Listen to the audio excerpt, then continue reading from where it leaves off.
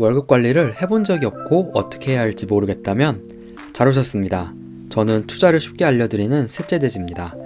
투자를 잘하기 위해서는 철저한 수입 관리가 필요합니다.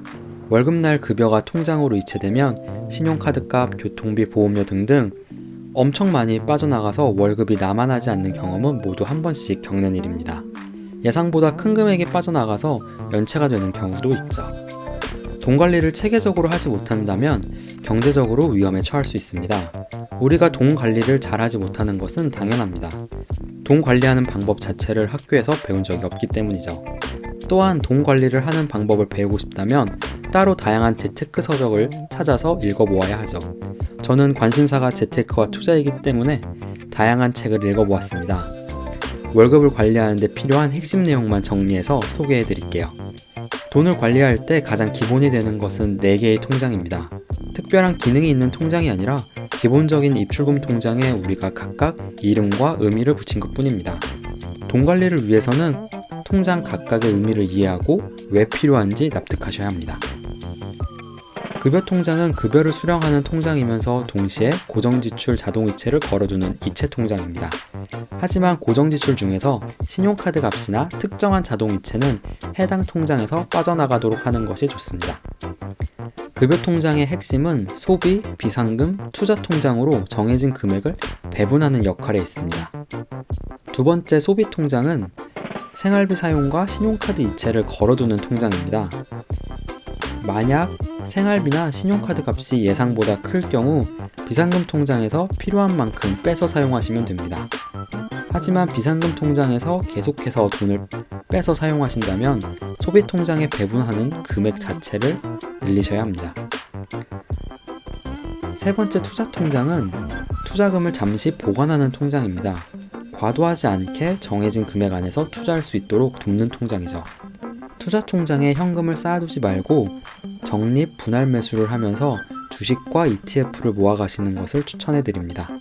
만약 돈이 모자라서 매수할 수 없다면 투자할 수 있을 때까지 기다리는 것이 좋습니다. 아주 약간 돈이 모자르다면 비상금 통장에서 돈을 잠시 빌려와 투자하시는 것도 괜찮은 방법입니다. 마지막 비상금 통장은 월 평균 지출의 3배를 유지하시는 것이 좋습니다. 갑자기 목돈이 필요할 때 사용할 수 있도록 준비해둬야 하기 때문이죠. 소비 통장과 투자 통장에서 돈이 더 필요할 때 잠시 빼서 사용할 수 있는 백업 통장의 성격도 있습니다. 다른 통장으로 돈을 빼서 사용했다면 반드시 다시 채워 넣어야 합니다. 4개의 통장의 각각의 의미를 모두 살펴보았습니다. 도식화해보면 이런 방식으로 통장들을 구성하여 돈을 관리할 수 있습니다. 수입을 관리할 수 있는 엑셀 양식은 영상 설명에 첨부해드렸습니다. 첫 번째로 수입이 급여 통장에 입금되면 스스로 결정한 비율에 따라 월급을 배분하시면 됩니다. 이때 고정지출이 연체가 되지 않도록 20% 정도의 여유자금 추가 확보를 추천드립니다.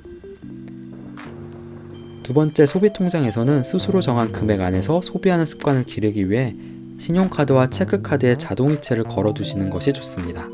만약 신용카드와 체크카드의 통장이 분리되어 있다면 배분도 분리해서 하시면 됩니다. 신용카드 연체가 발생하면 불이익이 크기에 신용카드 소비액의 30% 정도 크게 유지하시는 것을 추천드립니다. 만약 생활비를 아껴서 돈이 남는다면 그 돈을 모아두시거나 우량주를 투자하신 후 미래에 사용하시면 됩니다. 세 번째 투자 통장은 투자하기 전 돈을 잠시 보관하는 통장입니다. 저는 일반 입출금 통장보다 이율이 조금 더 높은 CMA 통장을 주로 사용합니다. 투자하고 싶은 주식이나 ETF 가격이 높아서 배분 금액으로 바로 투자할 수 없을 때 이용하며 주식 수익금과 투자 후 남은 돈을 다시 투자 통장에 입금하여 재투자하고 있습니다. 마지막 비상금 통장은 정말로 돈이 필요한 상황을 대비하기 위한 백업 통장입니다.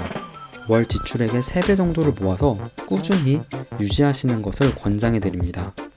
상대적으로 목돈이기에 일반 통장보다 CMA 통장으로 관리하시는 것이 좋습니다.